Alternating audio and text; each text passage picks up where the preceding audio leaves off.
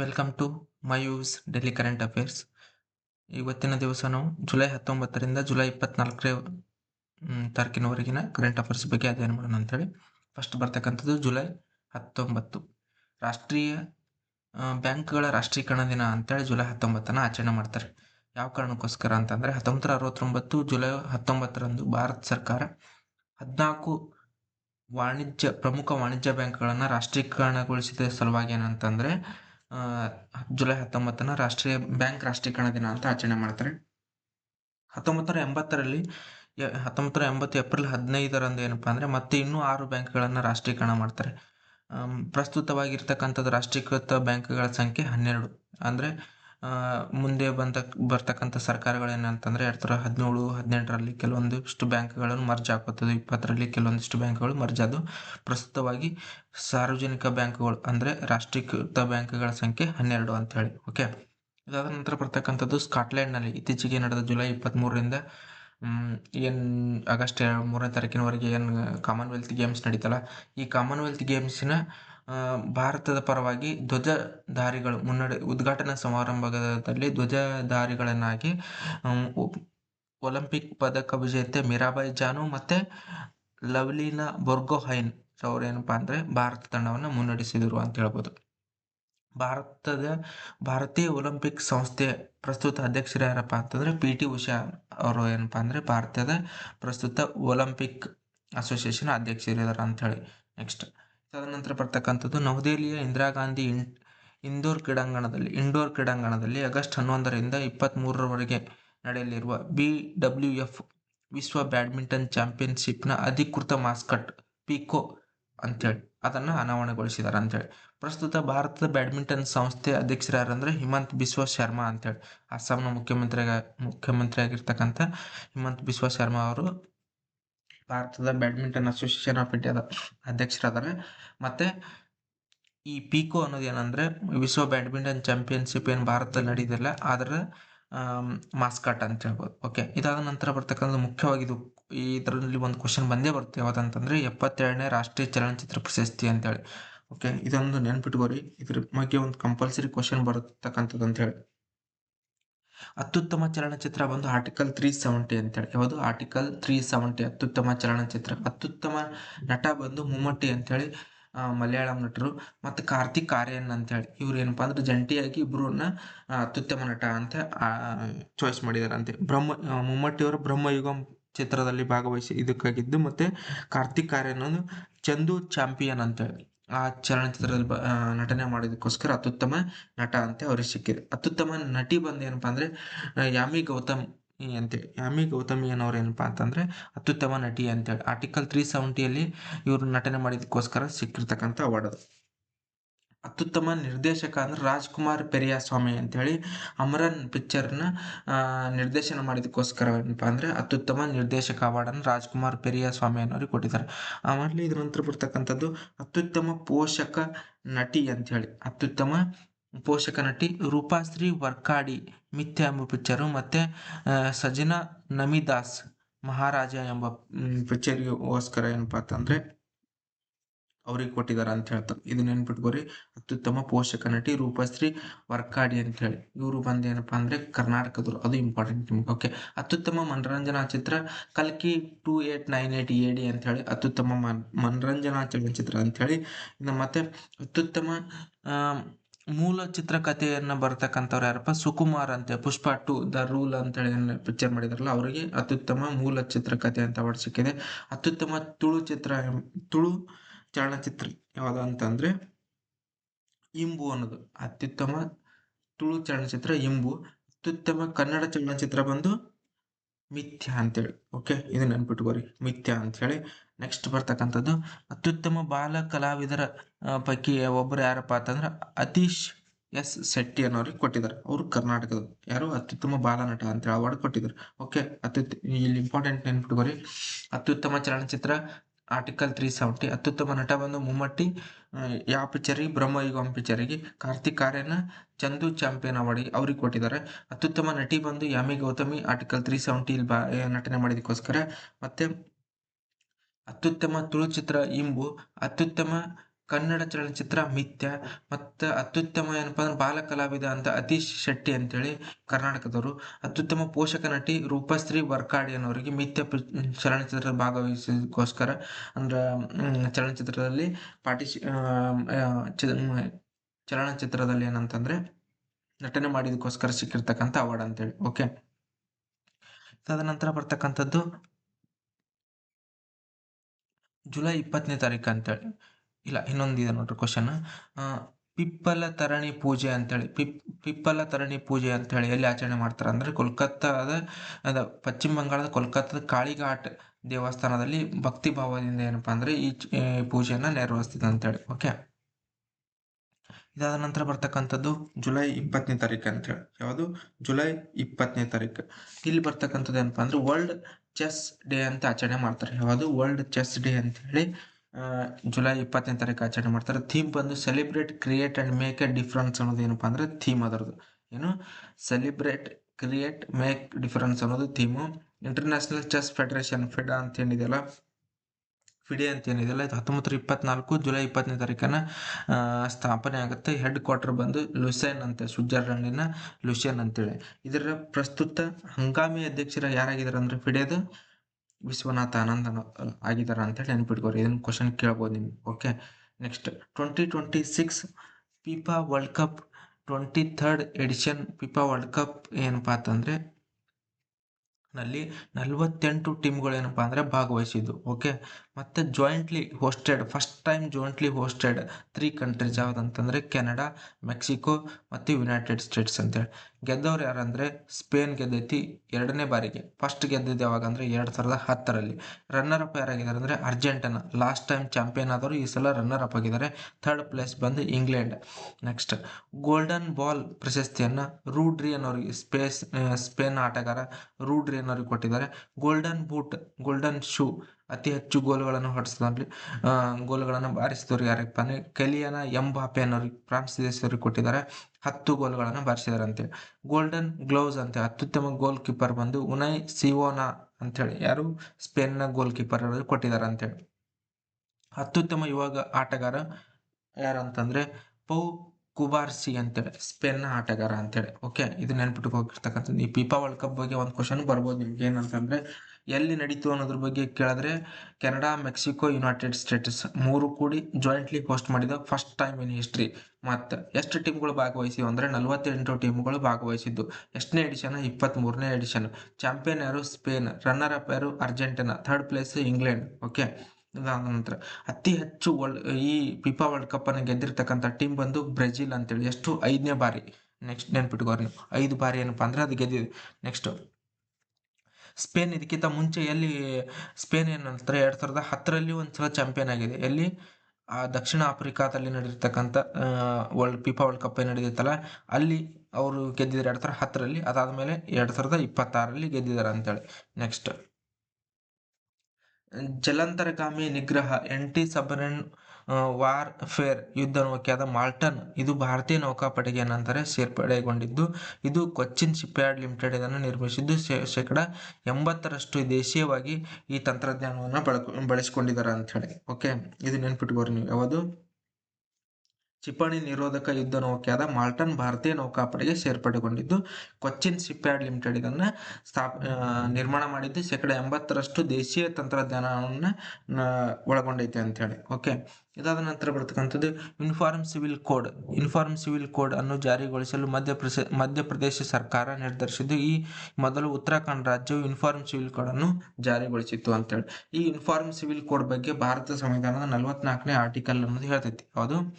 ಭಾರತ ಸಂವಿಧಾನ 44ನೇ ವಿಧಿಯು uniform civil code ಬಗ್ಗೆ ಏಕರೂಪ ನಾಗರಿಕತೆ ಸಂಹಿತೆ ಬಗ್ಗೆ ಜಾರಿಗೊಳಿಸಲು ರಾಜ್ಯ ಸರ್ಕಾರ ಪ್ರಯತ್ನಿಸಬೇಕು ಅಂತೇಳಿ ರಾಜ್ಯ ನೀತಿ ನಿರ್ದೇಶಕ ತತ್ವದಲ್ಲಿ ಉಲ್ಲೇಖ ಇದೆ ಅಂತ ಹೇಳ್ಬೋದು ನಿಮ್ಗೆ. ಓಕೆ, ಅದಾದ ನಂತರ ಬರ್ತಕ್ಕಂಥದ್ದು ಏನಂತಂದ್ರೆ ರಾಧಾಕೃಷ್ಣ ಯೋಜನೆ ಅಂತೇಳಿ. ಈ ರಾಧಾಕೃಷ್ಣ ಯೋಜನೆ ಬಂದು ಮಹಾರಾಷ್ಟ್ರದ ಕೊಲ್ಲಾಪುರ ಜಿಲ್ಲೆ ಇಚ್ಚಲಕರಂಜಿ ಪಟ್ಟಣಕ್ಕೆ ಕುಡಿಯುವ ನೀರು ಒದಗಿಸುವ ಯೋಜನೆ ಆಗಿದ್ದು. ಈ ಯೋಜನೆಯಿಂದ ಕೃಷ್ಣಾ ನದಿಯಿಂದ 4 TMC ನೀರನ್ನು ಮಹಾರಾಷ್ಟ್ರ ಸರ್ಕಾರ ಬಳಸಿಕೊಳ್ಳಲು ನಿರ್ಧಾರ ಮಾಡೈತೆ ಅಂತೇಳಿ. ಯಾವುದು? ರಾಧಾಕೃಷ್ಣ ಯೋಜನೆ ಅಂತೇಳಿ ನೆನ್ಪಿಟ್ಕೋಬೇಕಾಗಿರ್ತಕ್ಕಂಥದ್ದು. Okay, Japan Open Super 750 badminton ಚಾಂಪಿಯನ್ಶಿಪ್ನಲ್ಲಿ ಭಾರತದ PV ಸಿಂಧು ಅವರು ಪ್ರಶಸ್ತಿ ಗೆದ್ದಿದ್ದು, ಫೈನಲ್ನಲ್ಲಿ ಅವರು ಜಪಾನಿನ ಅಕಾನೆ ಯುಮಗುಚಿ ಅವರನ್ನು ಸೋಲಿಸಿ ಚಾಂಪಿಯನ್ ಆಗಿದ್ದಾರೆ ಅಂತ ಹೇಳಿ. ಈ ಪ್ರಶಸ್ತಿಯನ್ನು ಗೆದ್ದ ಮೊದಲ ಭಾರತೀಯ ಮಹಿಳಾ ಆಟಗಾರ್ತಿ ಎಂಬ ಹೆಗ್ಗಳಿಕೆಗೆ PV ಸಿಂಧು ಅವರು ಪಾತ್ರರಾಗಿದ್ದಾರೆ ಅಂತ ಹೇಳಿ. ಯಾವುದು ಜಪಾನ್ ಸೂಪರ್ 750 ಮುಕ್ತ ಬ್ಯಾಡ್ಮಿಂಟನ್ ಚಾಂಪಿಯನ್ಶಿಪ್ ಅಂತೇಳಿ. ಓಕೆ, ನೆಕ್ಸ್ಟ್ ಇದು ಭಾರತದ ಮೊದಲ ಮಹಿಳೆ ಅಂತಲೂ ನೆನ್ಪಿಟ್ಕೊಳ್ಳಿ. ನೀತಿ ಆಯೋಗ 2025-26ನೇ ಸಾಲಿನ ಹೂಡಿಕೆ ಸೂಚ್ಯಂಕವನ್ನು ಪ್ರಕಟಿಸಿದ್ದು, ಇದರಲ್ಲಿ ಗುಜರಾತ್ ರಾಜ್ಯವು 56.6 ಅಂಕಗಳಿಂದ ಪ್ರಥಮ ಸ್ಥಾನ ಪಡೆದಿದ್ದು, ಮಹಾರಾಷ್ಟ್ರ 53.7 ಅಂಕಗಳಿಂದ ದ್ವಿತೀಯ ಸ್ಥಾನ, ತಮಿಳುನಾಡು 53.3 ಅಂಕಗಳೊಂದಿಗೆ ತೃತೀಯ ಸ್ಥಾನವನ್ನು ಪಡೆದೈತೆ ಅಂತ ಹೇಳ್ಬೋದು. ಕರ್ನಾಟಕ ರಾಜ್ಯ 48.7 ಅಂಕಗಳೊಂದಿಗೆ 7ನೇ ಸ್ಥಾನದಲ್ಲಿದೆ ಅಂತೇಳಿ. ಅದು ನೀತಿ ಆಯೋಗ 2026ನೇ ಸಾಲಿನ ಹೂಡಿಕೆ ಸೂಚ್ಯಂಕವನ್ನು ಬಿಡುಗಡೆ ಮಾಡಿತ್ತು. ಓಕೆ, ಕರ್ನಾಟಕ 7ನೇ ಸ್ಥಾನದಲ್ಲಿದೆ ಅಂತೇಳಿ. ಇದು ನೆನಪಿಟ್ಕೋಬೇಕಾಗಿರ್ತಕ್ಕಂಥದ್ದು. ಓಕೆ, ರಾಯಲ್ ಸೊಸೈಟಿ ಫೆಲೋಶಿಪ್ ಭಾರತದ ಸೌಮ್ಯ ಸ್ವಾಮಿನಾಥನ್ ಅವರು ಆಯ್ಕೆಯಾಗಿದ್ದಾರೆ ಅಂತೇಳಿ. ಯಾವುದು ರಾಯಲ್ ಸೊಸೈಟಿ ನೀಡುವ ಇದೊಂದು ವಿಶ್ವದ ಅತ್ಯಂತ ಹಳೆಯ ಮತ್ತು ಪ್ರತಿಷ್ಠಿತ ವೈಜ್ಞಾನಿಕ ಸಂಸ್ಥೆಯಾಗಿದ್ದು, 1660ರಲ್ಲಿ ಇಂಗ್ಲೆಂಡಿನ ಲಂಡನ್ ನಗರದಲ್ಲಿ ಇದು ಸ್ಥಾಪನೆ ಆಗುತ್ತೆ. ಈ ಊರು ಏನು ಅಂತಾರೆ, ರಾಯಲ್ ಸೊಸೈಟಿ ಫೆಲೋಶಿಪ್ ಅಂತೇಳಿ ಭಾರತದ ಸೌಮ್ಯ ಸ್ವಾಮಿನಾಥನ್ ಅವರಿಗೆ ಕೊಟ್ಟಿದ್ದಾರೆ ಅಂತೇಳಿ. ಈ ಗೌರವಕ್ಕೆ ಪಾತ್ರರಾದ ಭಾರತದ 2ನೇ ಮಹಿಳಾ ವಿಜ್ಞಾನಿ ಅಂತೇಳಿ. ಇದಕ್ಕಿಂತ ಮುಂಚೆ 2019ರಲ್ಲಿ ಗಗನ್ ದೀಪ್ ಕಾಂಗ್ ಅವರು ಈ ಫೆಲೋಶಿಪ್ಗೆ ಏನಪ್ಪಾ ಅಂತಂದ್ರೆ ಆಯ್ಕೆಯಾಗಿದ್ದರು ಅಂತೇಳಿ. ಇದನ್ನ ನೆನ್ಪಿಟ್ಕೋಬೇಕಾಗಿರ್ತಕ್ಕಂಥದ್ದು. ಓಕೆ, ಇದಾದ ನಂತರ ಬರ್ತಕ್ಕಂಥದ್ದು ಜುಲೈ 21 ಅಂತೇಳಿ. ಅಂತಾರಾಷ್ಟ್ರೀಯ ಚಂದ್ರ ದಿನವನ್ನು ಪ್ರತಿ ವರ್ಷ ಜುಲೈ 20ನೇ ತಾರೀಕನ್ನು ಆಚರಣೆ ಮಾಡ್ತಾರೆ. ಯಾವುದು ಅಂತಾರಾಷ್ಟ್ರೀಯ ಚಂದ್ರ ದಿನವನ್ನ ಜುಲೈ 20ನೇ ತಾರೀಕು ಆಚರಣೆ ಮಾಡ್ತಾರೆ. ಯಾಕೆ ರೀಸನ್ ಏನಂತಂದ್ರೆ 1969ರಲ್ಲಿ ಅಮೆರಿಕದ ಗಗನಯಾತ್ರಿಗಳಾದ ನೀಲ್ ಆರ್ಮ್ಸ್ಟ್ರಾಂಗ್ ಮತ್ತು ಬುಜ್ ಅಲ್ಡ್ರಿನ್ ರವರು ಮೊದಲ ಬಾರಿಗೆ ಚಂದ್ರನ ಮೇಲೆ ಕಾಲಿರಿಸಿದ ದಿನವನ್ನ ಸ್ಮರಣಾರ್ಥವಾಗಿ ಏನಪ್ಪಾ ಅಂದ್ರೆ ಜುಲೈ 20ನೇ ತಾರೀಕನ್ನ ಅಂತಾರಾಷ್ಟ್ರೀಯ ಚಂದ್ರ ದಿನವನ್ನ ಆಚರಣೆ ಮಾಡ್ತಾರೆ. ಈ ವಿಶ್ವಸಂಸ್ಥೆ ಈ ದಿನವನ್ನು 2021ರಲ್ಲಿ ಅಧಿಕೃತವಾಗಿ ಏನಂದ್ರೆ ಘೋಷಣೆ ಮಾಡ್ತು ಅಂತೇಳಿ. ಓಕೆ, ಭಾರತದ ಮೊದಲ ಡೆಂಗ್ಯೂ ವಿರೋಧಿ ಲಸಿಕಾ ಕ್ಯುಡೆಂಗ್ ಅಂತೇಳಿ ಇದನ್ನ ಬಳಕೆ ಮಾಡಲು ಏನಪ್ಪಾ ಅಂತಂದ್ರೆ ಅನುಮೋದನೆ ನೀಡಿದ್ದು, ಇದನ್ನು 4ರಿಂದ 60 ವರ್ಷದ ಒಳಗಿನ ಇವರಿಗೆ ನೀಡಬಹುದಾಗಿದೆ. ಇದನ್ನ ಏನಪ್ಪಾ ಅಂದ್ರೆ drug control general of India ದವ್ರು ಏನಂತಂದ್ರೆ ಅನುಮೋದಿಸಿದ್ದು. ಈ ಲಸಿಕೆಯನ್ನು ಜಪಾನ್ ಔಷಧ ತಯಾರಿಕಾ ಸಂಸ್ಥೆ ಡಕೆಡಾ ಇದನ್ನ ಅಭಿವೃದ್ಧಿಪಡಿಸಿದಾರೆ ಅಂತೇಳಿ. ಔಷಧ ಮತ್ತು ಸೌಂದರ್ಯವರ್ಧಕ ವಸ್ತುಗಳ ಕಾಯ್ದೆ 1940ರಲ್ಲಿ ಇದು ಬಂದೈತೆ ಅಂತ ಹೇಳ್ಬೋದು. ಓಕೆ, ಯಾವುದು ಇದು ನೆನ್ಪಿಟ್ಕೋಬೇಕಾಗಿರುತ್ತೆ. ಯಾವುದಂದ್ರೆ ದೇಶದ ಮೊದಲ ಡೆಂಗ್ಯೂ ವಿರೋಧಿ ಲಸಿಕೆ ಕ್ಯುಡ್ಯಾಂಗ್ ಅಂತೇಳಿ, QDENGA ಕ್ಯುಡ್ಯಾಂಗ್ ಅಂತೇಳಿ ಲಸಿಕೆಯನ್ನು ಭಾರತದಲ್ಲಿ ಅನುಮೋದನೆ ನೀಡೈತಿ. ಈ ಲಸಿಕೆಯನ್ನು ಏನಪ್ಪಾ ಅಂತಂದ್ರೆ ಜಪಾನಿನ ಬಯೋಫಾರ್ಮ್ ಕಂಪನಿ ಡಕೆಡಾ ಅನ್ನೋರು ಏನಪ್ಪಾ ಅಂದ್ರೆ ಇದನ್ನ ಅಭಿವೃದ್ಧಿಪಡಿಸಿದಾರೆ ಅಂತೇಳಿ. ಡ್ರಗ್ಸ್ ಅಂಡ್ ಕಾಸ್ಮೆಟಿಕ್ಸ್ ಆಕ್ಟ್ 1940 ಒಳಗೆ ಇದನ್ನು ಜಾರಿ ಬಂದಿತ್ತು. ಈ ಕಾಯ್ದೆಯನ್ನು ಬಳಕೆ ಮಾಡಲು ಇದು ಮಾಡಿದ್ದಾರೆ. 4ರಿಂದ 60 ವರ್ಷದ ಒಳಗಿರೋರಿಗೆ ಈ ಔಷಧಿಯನ್ನು ನೀಡಬಹುದಾಗಿದೆ ಅಂತೇಳಿ. ಸ್ವಾತಂತ್ರ್ಯ ದಿನ ಆಗಸ್ಟ್ 15ನೇ ತಾರೀಕು ಏನು ಸ್ವತಂತ್ರ ದಿನ ಇದೆಯಲ್ಲ, ಆ ಸ್ವತಂತ್ರ ದಿನೋತ್ಸವದ ಅಂಗವಾಗಿ ಬೆಂಗಳೂರಿನ ಲಾಲ್ಬಾಗ್ನಲ್ಲಿ ನಡೆಯಲಿರುವ 220ನೇ ಫಲಪುಷ್ಪ ಪ್ರದರ್ಶನದಲ್ಲಿ ಗಂಗರ ವಾಸ್ತುಶಿಲ್ಪ, ಶಿಕ್ಷಣ ಮತ್ತು ಸಂಸ್ಕೃತಿ ಅನಾವರಣಗೊಳಿಸುವ ಸಲುವಾಗಿ 1300 ವರ್ಷಗಳಷ್ಟು ಹಳೆಯದಾದ ಗಂಗರು ನಿರ್ಮಿಸಿದ ನಾಗನಾಥೇಶ್ವರ ದೇವಸ್ಥಾನದ ಪ್ರಕೃತಿಯು ಈ ಪ್ರದರ್ಶನದ ಪ್ರಮುಖ ಆಕರ್ಷಣೀಯವಾಗಿದೆ ಅಂತೇಳಿ. ಓಕೆ, ಇದು ಇಂಪಾರ್ಟೆಂಟ್ ನೋಡ್ರಿ. ಈ ಸಲ ಯಾಕಂದ್ರೆ ಪ್ರತಿ ವರ್ಷನೂ ಅಲ್ಲಿ ಏನ್ ಮಾಡ್ತಾರೆ ಅಂತಂದ್ರೆ ಫಲಪುಷ್ಪ ಮೇಳ ಅಂತ ಪ್ರದರ್ಶನವನ್ನ ನಡೆಸ್ತಾರೆ. ಬಟ್ ಈ ವರ್ಷ ಯಾರು ಇದನ್ನ ಅನಾವರಣಗೊಳಿಸ್ತಾ ಇದಾರೆ ಅಂತಂದ್ರೆ ಗಂಗರ ಬಗ್ಗೆ, ಈ ಗಂಗರ ವಾಸ್ತುಶಿಲ್ಪ, ಕಲೆ, ಶಿಕ್ಷಣ, ಅವ್ರ ಸಂಸ್ಕೃತಿ, ಅವರು ಮತ್ತೆ ಕಟ್ಟಿರ್ತಕ್ಕಂಥ ದೇವಸ್ಥಾನಗಳ ಬಗ್ಗೆ ಇಲ್ಲಿ ಅನಾವರಣಗೊಳ್ತಿದೆ ಅಂತೇಳಿ. ಇಲ್ಲಿ ನೀವು ಮೇನ್ ಇಂಪಾರ್ಟೆಂಟ್ ಅಂದ್ರೆ ಗಂಗರ ಹಿಸ್ಟ್ರಿಯನ್ನ ಒಂದ್ ಸ್ವಲ್ಪ ರಿವಿಷನ್ ಮಾಡ್ಕೋಬೇಕಾಗಿರ್ತಕ್ಕಂಥದ್ದು ಅಂತೇಳಿ. Next, Belgium and Netherland will jointly host the 2026 FIH woman hockey world cup. ಇಲ್ಲಿ ಏನಪ್ಪಾ ಅಂತಂದ್ರೆ ಯಾವುದು ಬೆಲ್ಜಿಯಂ ಮತ್ತು ನೆದರ್ಲ್ಯಾಂಡ್ ಈ ಎರಡೂ ದೇಶಗಳು ಜಾಯಿಂಟ್ಲಿ ಹೋಸ್ಟ್ ಮಾಡ್ತಾ ಇದ್ದಾವೆ ಅಂದ್ರೆ ವುಮೆನ್ ಹಾಕಿ ವರ್ಲ್ಡ್ ಕಪ್ ಅಂತ ಹೇಳಿ. ಟೋಟಲಿ 16 ಟೀಮ್ಗಳು ಇಲ್ಲಿ ಏನಪ್ಪಾ ಅಂದ್ರೆ ಒಂದು ಟೈಟಲ್ಗೋಸ್ಕರ ಪಾರ್ಟಿಸಿಪೇಟ್ ಮಾಡ್ತಾ ಇದ್ದಾವೆ ಅಂತ ಹೇಳಿ. ಓಕೆ, ಇದು ನೆನ್ಪಿಟ್ಕೋಬೇಕಾಗಿರ್ತಕ್ಕಂಥದ್ದು. Next, exercise Tiger Lightning 2026 annually bilateral military exercise conducted by the Bangladesh Army and United States army ಅಂತೇಳಿ USA. ಇದೇನು ಅಂತಂದ್ರೆ ಎಕ್ಸಸೈಸ್ ಟೈಗರ್ ಲೈಟ್ನಿಂಗ್ 2026 ಇದೇನು ಅಂತಾರೆ ಮಿಲಿಟರಿ ಎಕ್ಸಸೈಸ್ ಯಾವ ದೇಶಗಳ ನಡುವೆ ನಡೀತದೆ ಅಂತಂದ್ರೆ ಬಾಂಗ್ಲಾದೇಶ ಮತ್ತು USA ಅಮೆರಿಕ ದೇಶದ ನಡುವೆ ನಡೀತಕ್ಕಂಥದ್ದು ಅಂತೇಳಿ. ನೆಕ್ಸ್ಟ್, ಕೆಲವೊಂದಿಷ್ಟು ಅವರು ಭಾರತ ಮತ್ತು ಅಮೆರಿಕ ನಡುವೆ ನಡೀತಕ್ಕಂಥ ಸಮರಾಭ್ಯಾಸ ಯಾವುದಂದ್ರೆ ಯುದ್ಧಾಭ್ಯಾಸ ಅಂತೇಳಿ ಭಾರತ ಸೈನ್ಯ ಮತ್ತು ಅಮೆರಿಕ ಸೈನ್ಯ ನಡುವೆ ನಡೀತೈತಿ. ವಜ್ರ ಪ್ರಹಾರ ಅಂತೆ ಭಾರತ ಮತ್ತು ಅಮೆರಿಕ ವಿಶೇಷ ಪಡೆಗಳ ನಡುವೆ ನಡೀತಕ್ಕಂಥ ಒಂದು ಜಂಟಿ ಸಮರಾಭ್ಯಾಸ ಅಂತೇಳಿ. ಟೈಗರ್ ಟ್ರಂಪ್ ಅಂತೇಳಿ ಟ್ರಯಂಪ್ ಅಂತೇಳಿ ಭಾರತ ಮತ್ತು ಅಮೆರಿಕ ಸೇವೆಗಳು ಅಂದ್ರೆ ಸೇನೆ, ನೌಕಾಪಡೆ, ವಾಯುಸೇನೆ ಮೂರು ಜಂಟಿಯಾಗಿ ನಡೆರ್ತಕ್ಕಂಥ ಒಂದು ಸಮರಾಭ್ಯಾಸ ಅಂತೇಳಿ. ಕೋಪ್ ಇಂಡಿಯಾ ಅಂತೇಳಿ ಭಾರತೀಯ ವಾಯುಪಡೆ ಮತ್ತು ಅಮೆರಿಕದ ವಾಯುಪಡೆ ಜಂಟಿಯಾಗಿ ಇದನ್ನು ಸಮರಾಭ್ಯಾಸವನ್ನು ಮಾಡ್ತಾ ಇದೆ ಅಂತೇಳಿ. ಮತ್ತು ಮಲಬಾರ್ ಅಂತ ಏನಿದೆಯಲ್ಲ ಭಾರತ, ಅಮೆರಿಕ, ಜಪಾನ್ ಮತ್ತು ಆಸ್ಟ್ರೇಲಿಯಾ ಈ 4 ದೇಶಗಳು ಜಂಟಿಯಾಗಿ ನೌಕಾಪಡೆಗಳು ಇಂಪಾರ್ಟೆಂಟ್ ನೌಕಾಪಡೆಗಳು ಏನಪ್ಪಾ ಅಂತಂದ್ರೆ ಇದೊಂದು ಆರಂಭ ಮಾಡಿದಾವೆ ಅಂತೇಳಿ. ಆರಂಭದಲ್ಲಿ ಇದು ಭಾರತ ಮತ್ತು ಅಮೆರಿಕ ನಡುವೆ ಅಷ್ಟೇ ಇತ್ತು. ಆಮೇಲೆ ಏನಪ್ಪಾ ಅಂದ್ರೆ ಜಪಾನ್ ಮತ್ತು ಆಸ್ಟ್ರೇಲಿಯಾ ದೇಶಗಳು ಇದು ಸೇರ್ಪಡೆಗೊಂಡಿದ್ದಾವೆ ಅಂತೇಳಿ. ಸಂಪ್ರತಿ ಅಂತೇಳಿ ಭಾರತೀಯ ಸೇನೆ ಮತ್ತು ಬಾಂಗ್ಲಾದೇಶ ಸೇನೆಯ ನಡುವೆ ನಡೆರ್ತಕ್ಕಂಥ ಒಂದು ಸಮರಾಭ್ಯಾಸ ಅಂತೇಳಿ ಯಾವುದು ಸಂಪ್ರತಿ ಅಂತೆ.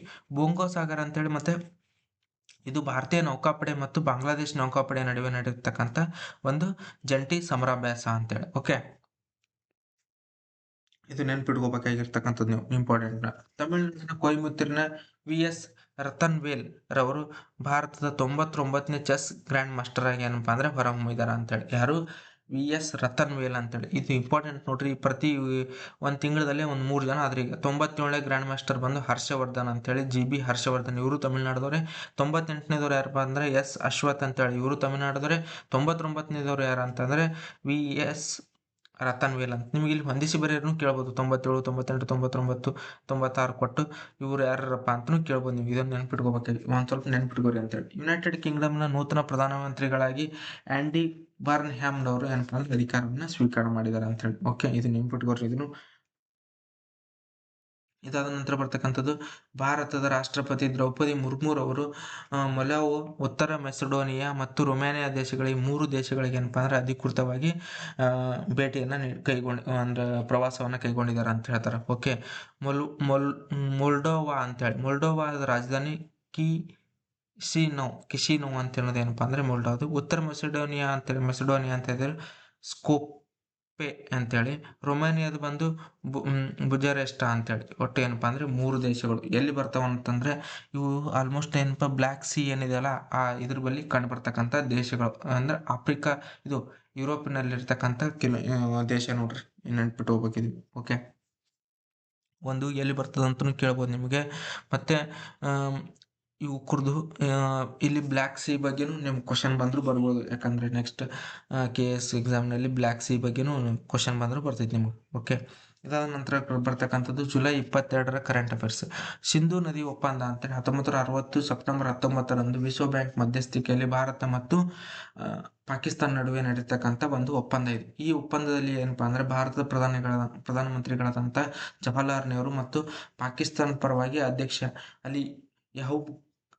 ಅಲ್ಲಿಯ ಅಧ್ಯಕ್ಷ ಯಾರಪ್ಪ ಅಂದ್ರೆ ಯಹೂಬ್ ಖಾನ್ ರವರು ಏನಪ್ಪಾ ಅಂದ್ರೆ ಈ ಒಪ್ಪಂದಕ್ಕೆ ಸಹಿ ಹಾಕ್ತಾರೆ. ಓಕೆ, ಈ ಒಪ್ಪಂದದ ಪ್ರಕಾರ ಏನಪ್ಪಾ ಅಂದ್ರೆ ಪೂರ್ವದ 3 ನದಿಗಳಾದಂಥ ರಾವಿ, ಬಿಯಾಸ್, ಸತ್ಲೆಜ್ ನದಿಗಳ ನೀರನ್ನ ಭಾರತ ಬಳಕೆ ಮಾಡಿಕೊಂಡ್ರೆ ಪಶ್ಚಿಮದ 3 ನದಿಗಳಾದ ಸಿಂಧು, ಸತ್ಲೆಜ್ ಮತ್ತು ಚಿನಾಬ್ ನದಿಗಳ ಇವು ಮುಖ್ಯವಾಗಿ ಪಾಕಿಸ್ತಾನ ನೀರನ್ನ ಬಳಕೆ ಮಾಡಲು ಒಪ್ಪಂದ ಆಗುತ್ತೆ. ಬಟ್ ಇತ್ತೀಚೆಗೆ ಏನಾಯ್ತಂದ್ರೆ ಭಾರತದ ಮೇಲೆ ಏನೋ ಒಂದು ಪುಲ್ವಾಮಾ ಅಟ್ಯಾಕ್ ಆಯ್ತಲ್ಲ, ಈ ಅಟ್ಯಾಕ್ ಆಗಿರ್ತಕ್ಕಂಥ ಸಂದರ್ಭದಲ್ಲಿ ಈ ಒಪ್ಪಂದವನ್ನು ನಾವು ಪಾಲಿಸುವುದಿಲ್ಲ ಅಂತ ಭಾರತ ಸರ್ಕಾರ ಹೇಳೈತೆ ಅಂತೇಳಿ. ನೆಕ್ಸ್ಟ್,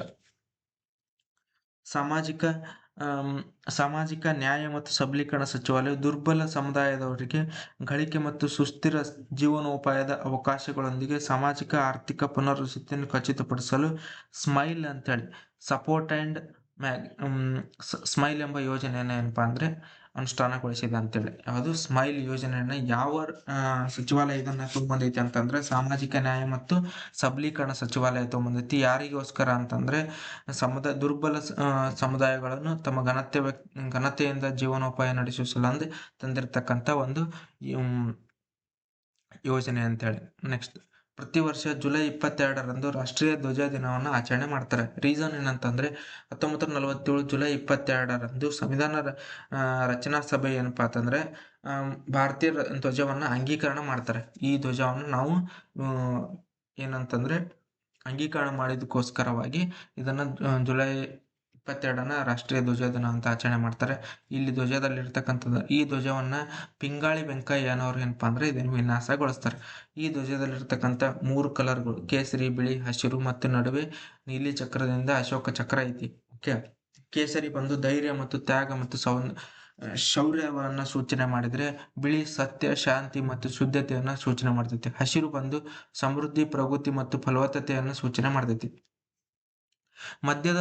ಧ್ವಜದ ಮಧ್ಯದಲ್ಲಿರುವ ನೀಲಿ ಬಣ್ಣದ ಅಶೋಕ ಚಕ್ರವು ಧರ್ಮ, ನ್ಯಾಯ, ಪ್ರಗತಿ ಮತ್ತು ನಿರಂತರ ಚಲನೆಯ ಬಗ್ಗೆ ಸಂಕೇತವನ್ನು ಸೂಚಿಸ್ತೈತೆ ಅಂತ ಹೇಳ್ಬೋದು ನಿಮಗೆ. ಓಕೆ, ರಾಷ್ಟ್ರೀಯ ಭದ್ರತಾ ಸಲಹೆಗಾರ national security advisor Ajit Doval ರವರಿಗೆ ಲೋಕಮಾನ್ಯ ತಿಲಕ್ ರಾಷ್ಟ್ರೀಯ ಪ್ರಶಸ್ತಿಯನ್ನು ನೀಡಿ ಪ್ರದಾನ ಮಾಡಲಾಗಿದೆ ಅಂತೇಳಿ ಇದನ್ನ ಇತ್ತೀಚೆಗೆ ನೀಡಿದಾರ. ಲೋಕಮಾನ್ಯ ತಿಲಕ್ ರಾಷ್ಟ್ರೀಯ ಪ್ರಶಸ್ತಿಯನ್ನು ಮಹಾರಾಷ್ಟ್ರದ ಪುಣೆಯಲ್ಲಿರುವ ತಿಲಕ್ ಸ್ಮಾರಕ ಮಂದಿರ ಟ್ರಸ್ಟ್ ಏನಪ್ಪಾ ಅಂದ್ರೆ ಈ ಪ್ರಶಸ್ತಿಯನ್ನು ನೀಡ್ಕೋತ ಬಂದಿದೆ ಅಂತ ಹೇಳ್ಬೋದು ನಿಮಗೆ. ಓಕೆ, ಇದಾದ ನಂತರ ಸಮುದ್ರದ ಆಳದಲ್ಲಿನ ಜಲಾಂತರ್ಗಾಮಿಗಳನ್ನು ಸಬ್ಮರಿಗಳನ್ನು ಗುರುತಿಸಿ ಅವುಗಳನ್ನು ಬೇಟೆಯಾಡುವ ಸಾಮರ್ಥ್ಯ ಹೊಂದಿರುವ ದೇಶದ 2ನೇ ಮಾಹೆ ವರ್ಗದ INS ಮಾಲ್ವಾನ್ ಅನ್ನೋದೇನಪ್ಪಾ ಅಂತಂದ್ರೆ ಇತ್ತೀಚೆಗೆ ಹೇಳೋದಲ್ಲ ಅದನ್ನೇ ಮಾಲ್ವಾನ್ ಅನ್ನೋದು ಕರ್ನಾಟಕದ ಕದಂಬ ನೌಕಾ ನೆಲೆಯಲ್ಲಿ ಭಾರತ ನೌಕಾಪಡೆಗೆ ಸೇರ್ಪಡೆಗೊಂಡಿತ್ತು. ಈ ಸಂದರ್ಭದಲ್ಲಿ ಯಾರು ಹಾಜರಿದ್ರು ಅಂತಂದ್ರೆ ನೆನ್ಪಿಟ್ಕೋಬೇಕಾಗಿದ್ದು air chief marshal AP Singh ಅನ್ನೋರು ಏನಪ್ಪಾ ಅಂತಂದ್ರೆ ಹಾಜರಿದ್ರು ಅಂತೇಳಿ.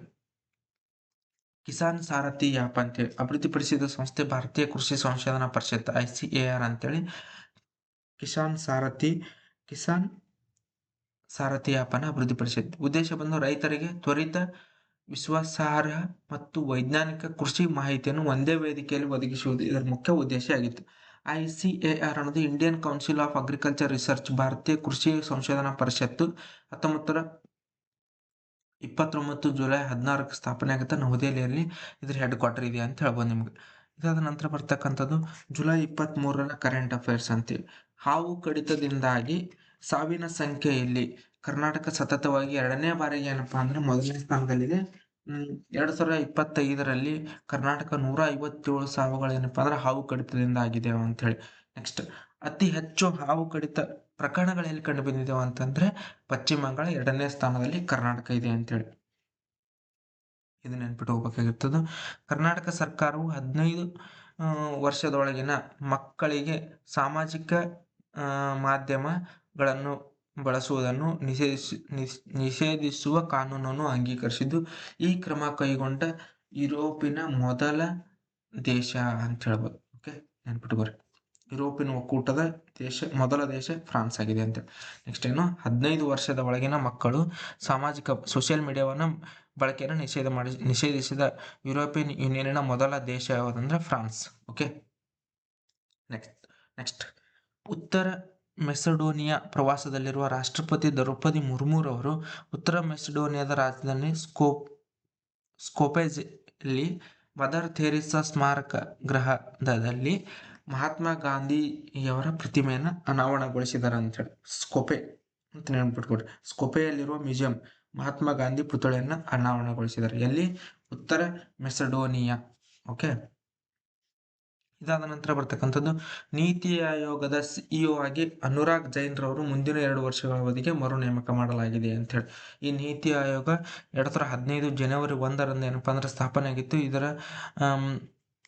ಅಧ್ಯಕ್ಷರು ಯಾರಪ್ಪಾ ಅಂದ್ರೆ ಪ್ರಧಾನಮಂತ್ರಿಗಳಾಗಿರ್ತಾರೆ. 2015ರಲ್ಲಿ ಯೋಜನಾ ಆಯೋಗವನ್ನು ಯಾವುದರ ಬದಲಾಗಿ ಸ್ಥಾಪನೆ ಆಗತ್ತಂದ್ರೆ ಯೋಜನಾ ಆಯೋಗದ ಬದಲಾಗಿ ನೀತಿ ಆಯೋಗ ಅನ್ನೋದು ಒಂದು ಬರ್ತೈತಿ. ಈ ನೀತಿ ಆಯೋಗದ ಪ್ರಸ್ತುತ ಉಪಾಧ್ಯಕ್ಷರು ಯಾರಪ್ಪ ಅಂದ್ರೆ ಅಶೋಕ್ ಕುಮಾರ್ ಲಹರಿ ಅನ್ನೋರು ಏನಪ್ಪಾ ಅಂದ್ರೆ ಪ್ರಸ್ತುತ ನೀತಿ ಆಯೋಗದ ಉಪಾಧ್ಯಕ್ಷರು ಇದ್ದಾರೆ ಅಂತ ಹೇಳ್ಬೋದು. ನೆಕ್ಸ್ಟ್, 23rd ಕಾಮನ್ವೆಲ್ತ್ ಗೇಮ್ಸ್ ಅಂತೇಳಿ 2026 ಸ್ಕಾಟ್ಲೆಂಡ್ನ ಗ್ಲಾಸ್ಗೋ ನಗರದಲ್ಲಿ ಏನಪ್ಪ ಅಂದರೆ ಈ 23ನೇ ಕಾಮನ್ವೆಲ್ತ್ ಕ್ರೀಡಾಕೂಟ ನಡೆದೈತಿ. ಇದನ್ನು ಇಂಪಾರ್ಟೆಂಟ್. ಪ್ರತಿ 4 ವರ್ಷಗಳಿಗೊಮ್ಮೆ ನಡೆಯುವ ಕ್ರೀಡಾಕೂಟವಾಗಿದ್ದು, ಮೊದಲ ಕಾಮನ್ವೆಲ್ತ್ ಕ್ರೀಡಾಕೂಟ 1930 ಕೆನಡಾದ ಹ್ಯಾಮಿಲ್ಟನ್ ನಗರದಲ್ಲಿ ನಡೆದೈತಿ.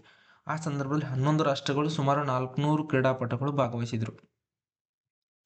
ಈ ಕ್ರೀಡಾಕೂಟವನ್ನು ಬ್ರಿಟಿಷ್ ಎಂಪೈರ್ ಗೇಮ್ಸ್ ಅಂತ ಕರಿತಿದ್ರು ಮೊದಲು.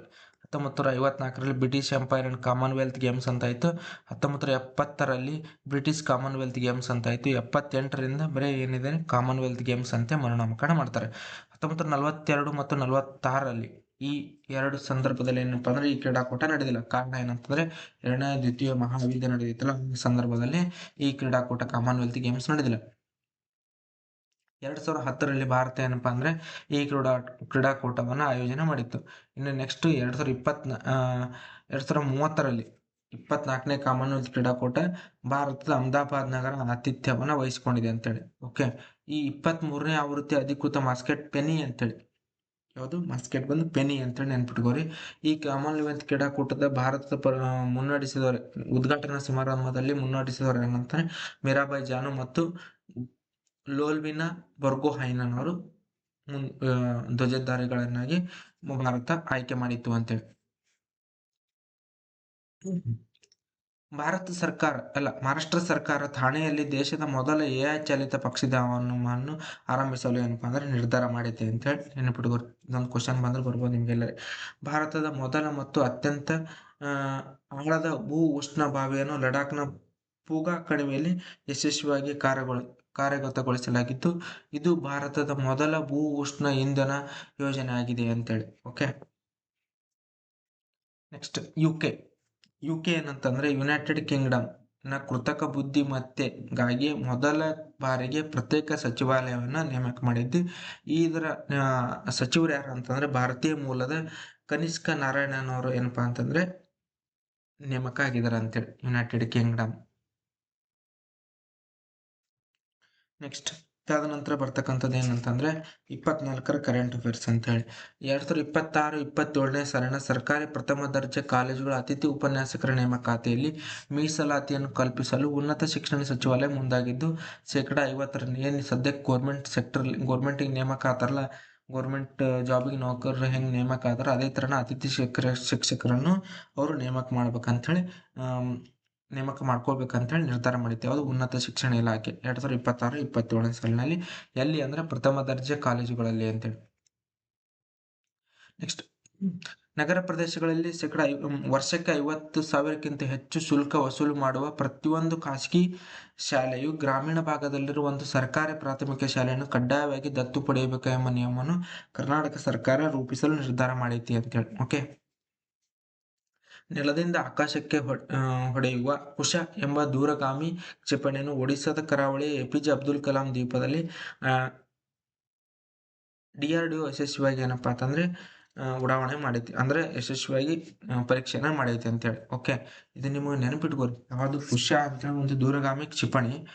ಕ್ವಶನ್ ಕೇಳ್ತಾರೆ ನಿಮಗೆ. ಮತ್ತೆ ಇದು ಎಲ್ಲಿಂದ ಎಲ್ಲಿಗೆ ಹಾರ್ತೈತಿ ಅಂತ ಕೇಳ್ಬೋದು. ನೆಲದಿಂದ ಆಕಾಶಕ್ಕೆ ಹಾರತಕ್ಕಂಥದ್ದು. ಈ ಕ್ಷಿಪಣಿಯ ಪರೀಕ್ಷೆಯು ಮಿಷನ್ ಸುದರ್ಶನ್ ಚಕ್ರ ಯೋಜನೆಯ ಭಾಗವಾಗಿದ್ದು, ಈ ಕ್ಷಿಪಣಿಯು ಸುಮಾರು 350ರಿಂದ 400 ಕಿಲೋಮೀಟರ್ ಗುರಿಯನ್ನು ತಲುಪುವ ಸಾಮರ್ಥ್ಯವನ್ನು ಹೊಂದಿದೆ ಅಂತೇಳಿ. DRDO ಅಂತಂದ್ರೆ ಡಿಫೆನ್ಸ್ ರಿಸರ್ಚ್ ಡೆವಲಪ್ಮೆಂಟ್ ಆರ್ಗನೈಸೇಷನ್ ಅಂತ 1958ರಲ್ಲಿ ಸ್ಥಾಪನೆ ಆಗುತ್ತೆ. ಮುಖ್ಯ ಕಚೇರಿ ಬಂದು ಎಲ್ಲಿದೆ ಅಂತಂದ್ರೆ ನವದೆಹಲಿಯಲ್ಲಿ ಮುಖ್ಯ ಕಚೇರಿ ಇದ್ದು, ಪ್ರಸ್ತುತ ಅಧ್ಯಕ್ಷರು ಏನಪ್ಪಾ ಅಂದ್ರೆ ಸಮೀರ್ ವಿ ಕಾಮತ್ ಅನ್ನೋರು ಏನಂದ್ರೆ ಪ್ರಸ್ತುತ ಇದರ ಅಧ್ಯಕ್ಷರು ಇದಾರೆ ಅಂತ ಹೇಳ್ಬೋದು. ನೆಕ್ಸ್ಟ್, ಭಾರತದ ಚೆಸ್ ಆಟಗಾರ ವಿಶ್ವ ಚಾಂಪಿಯನ್ ವಿಶ್ವನಾಥ್ ಆನಂದ್ ರವರು ಅಂತಾರಾಷ್ಟ್ರೀಯ ಚೆಸ್ ಫೆಡರೇಷನ್ ನ ಮಧ್ಯಂತರ ಅಧ್ಯಕ್ಷರಾಗಿ ಏನಪ್ಪಾ ನೇಮಕಗೊಂಡಿದ್ದಾರಂತೆ. ಇಂಟರ್ನ್ಯಾಷನಲ್ ಚೆಸ್ ಫೆಡರೇಷನ್ ಅಥವಾ ವರ್ಲ್ಡ್ ಚೆಸ್ ಫೆಡರೇಷನ್ ಅಂತ ಏನಿದೆಯಲ್ಲ 1924ರಲ್ಲಿ ಸ್ಥಾಪನೆ ಆಗಿದ್ದು, ಇದು ಪ್ಯಾರಿಸ್ ನಲ್ಲಿ ಸ್ಥಾಪನೆ ಆಗುತ್ತೆ. ಬಟ್ ಇದ್ರ ಮುಖ್ಯ ಕಚೇರಿ ಸ್ವಿಟ್ಜರ್ಲೆಂಡ್ ಲುಸಿಯಾನದಲ್ಲಿ ಇದೆ ಅಂತ ಹೇಳಿ. ನೆಕ್ಸ್ಟ್,